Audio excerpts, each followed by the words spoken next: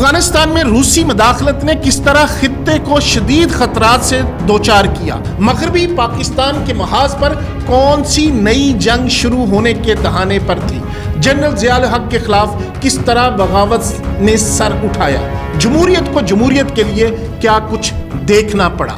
اعوذ باللہ من الشیطان الرجیم، بسم اللہ الرحمن الرحیم۔ تمام تعریفیں اس ذات کے لیے جو دو جہانوں کا مالک ہے، اور لاکھوں کروڑوں درود و سلام اس کے پیارے محبوب محمد صلی اللہ علیہ وسلم پر جو کائنات کے لیے رحمت بنا کر بھیجے گئے۔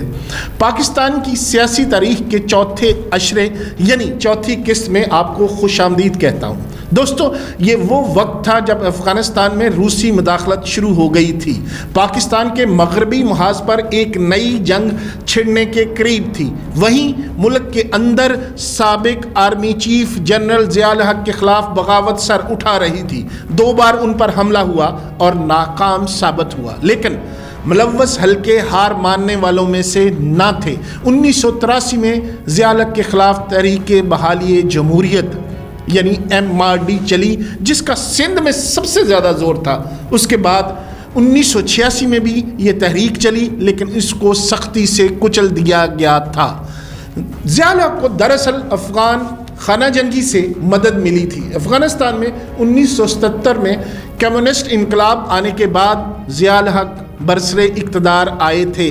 ایسے میں امریکہ یعنی مغرب چونکہ سوویت یونین کو نقصان پہنچانا چاہتا تھا، اس نے وہاں سے امداد پہنچانا شروع کی تو ضیاء الحق ان کی آنکھوں کا تارا بن گئے۔ پھر ڈالرز کی بہار شروع ہوئی، معاشی استحکام نظر آنے لگا، نیشنلائزیشن کی پالیسی ریورس ہو گئی۔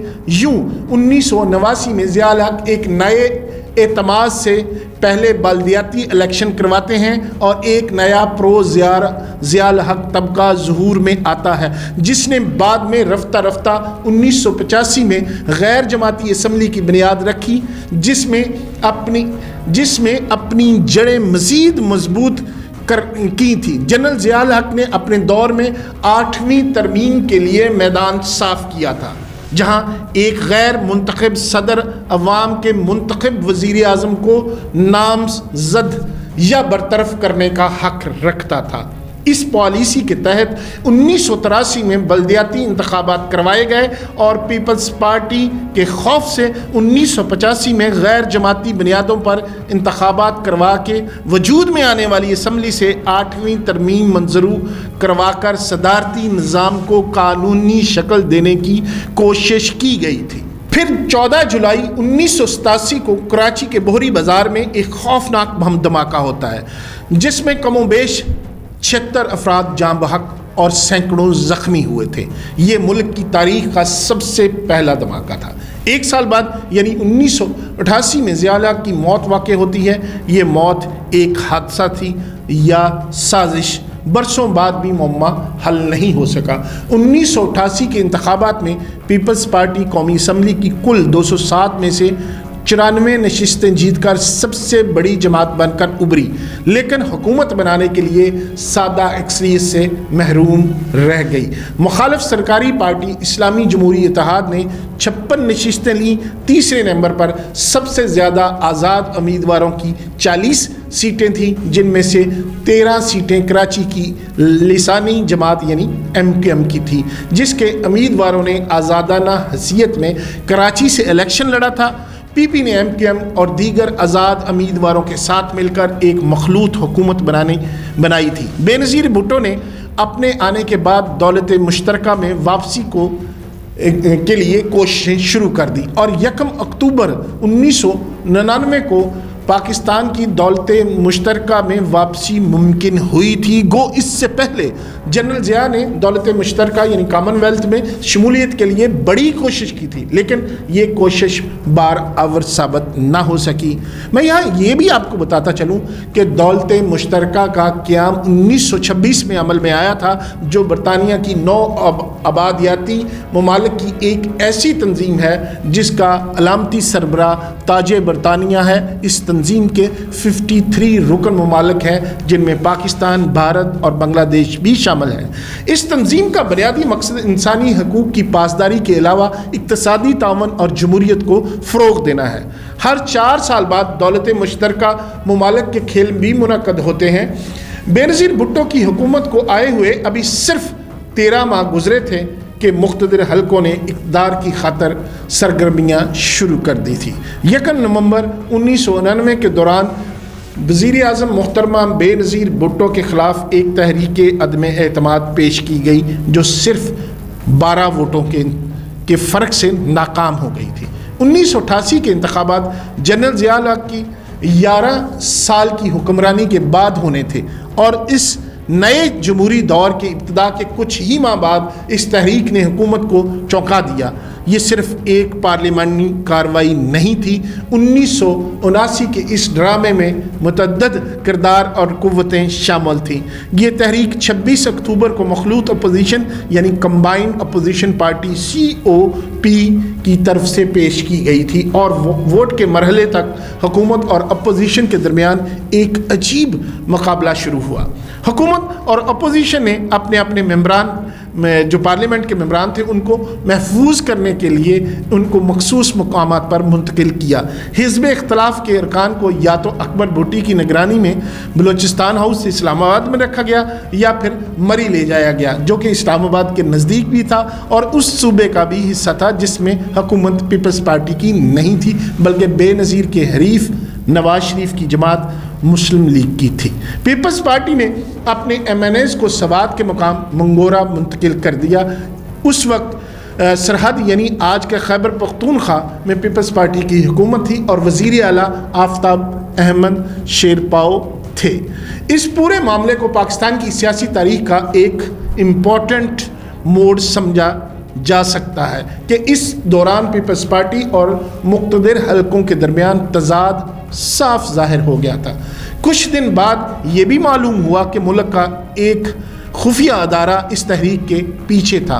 مبینہ طور پر فوج کے سربراہ جنرل اسلم بیگ نے اس کارروائی سے لا تعلقی کا اعلان کیا تھا، لیکن اس میں ملوث خفیہ ادارے کے 2 افسران بریگیڈیئر امتیاز اور میجر عامر کو فوج سے نکال دیا تھا۔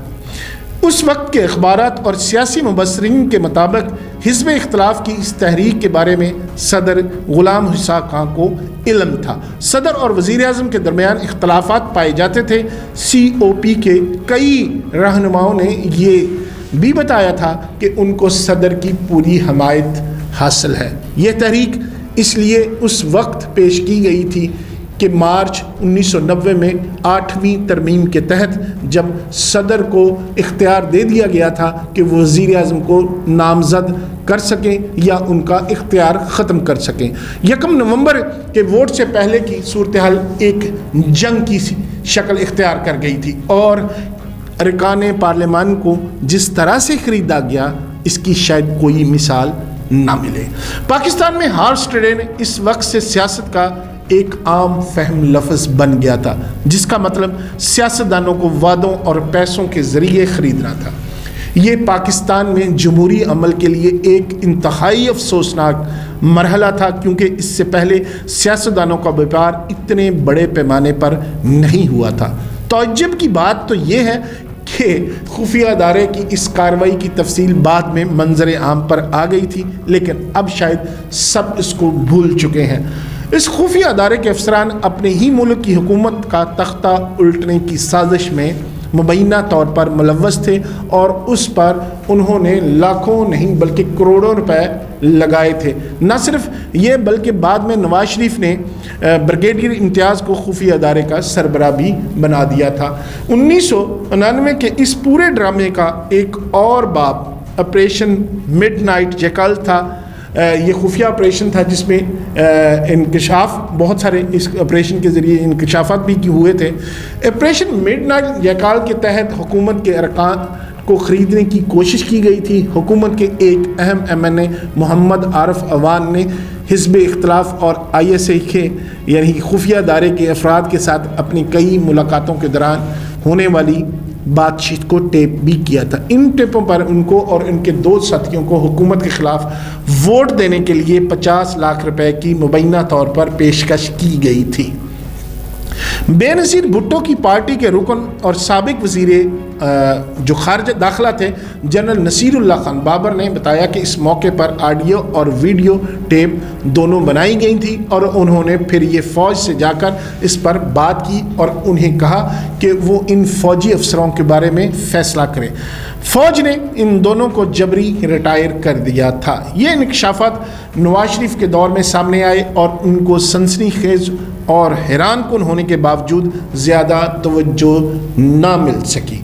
रोज़नामा दी न्यूज़ और माहनामा न्यूज़ लाइन में 1991 में छपने वाली ये रिपोर्टें हमारी सियासी यादाश्त का हिस्सा न बन सकी थी। इस दौर में तहरीके इस्तिकलाल के सरबरा एयर मार्शल असगर खान के इस सिलसिले में सुप्रीम कोर्ट को लिखे हुए एक ख़त के नतीजे में चलने वाले एक केस में ISI की सियासी सरगर्मियों के बारे में बहुत मालूमात हासिल हुई, जिसमें ये भी मालूम हुआ कि इस खुफिया एजेंसी ने 1990 के इंतखाबात में न सिर्फ इस्लामी जमहूरी इत्तेहाद IJI कायम की बल्कि उसको रकम भी फराहम की थी और इंतखाबी मुहिम में पीपल्स पार्टी के ख़िलाफ़ IJI की मनसूबा बंदी में भी सरगर्म ये खुफिया एजेंसी रही थी। मुबैना तौर पर इस वाक़े से ये ज़ाहिर होता है कि हुक्मरान जमात पीपल्स पार्टी और इस्टेब्लिशमेंट एक पेज पर नहीं थे। सदर ग़ुलाम इसहाक़ खान से भी बेनज़ीर के ताल्लुकात कशीदा थे। बुनियादी वजह यह थी कि बेनज़ीर की नातजर्बाकार और कमज़ोर हुकूमत आइन में 8वीं तरमीम को ख़त्म करना चाहती थी, जिससे सदर को ये नाजायज़ इख्तियार हासिल था कि वो जब चाहे अपनी सवाबदीद पर अवाम की मुंतखब हुकूमत को घर भेज सकता है।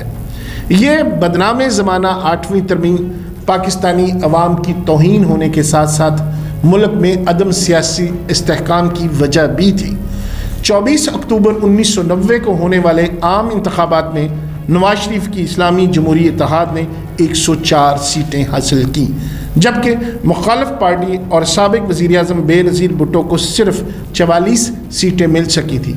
पाकिस्तान में मोबाइल फ़ोन सर्विस का आगाज़ 1991 में हो गया था। अमेरिका ने न्यूक्लियर प्रोग्राम पर तशवीश के बाइस पाकिस्तान को F-16 तैयारों की फ़रोख्त भी रोक दी थी। इसकी अगली वीडियो में, यानी अगर हम जब अगले अशरे की बात करेंगे तो मैं बताऊंगा कि किस तरह अफ़गान जंग ने हमें मुतासर किया, दहशतगर्दी ने हमारी कमर तोड़ दी और मुल्क के सियासी अदम तवाज़न की दास्तान जब पार्लिमानी निज़ाम को चलने न दिया गया और बारी पे बारी आती गई, लेकिन मुल्क की मुआशी और इक़्तिसादी हालत बेहतर न हो सकी। अब तक के लिए इतना ही। अगली वीडियो का इंतज़ार कीजिएगा और आपसे गुजारिश है कि हमारे चैनल को सब्सक्राइब कीजिएगा और वीडियो को लाइक भी ज़रूर कीजिएगा। शुक्रिया।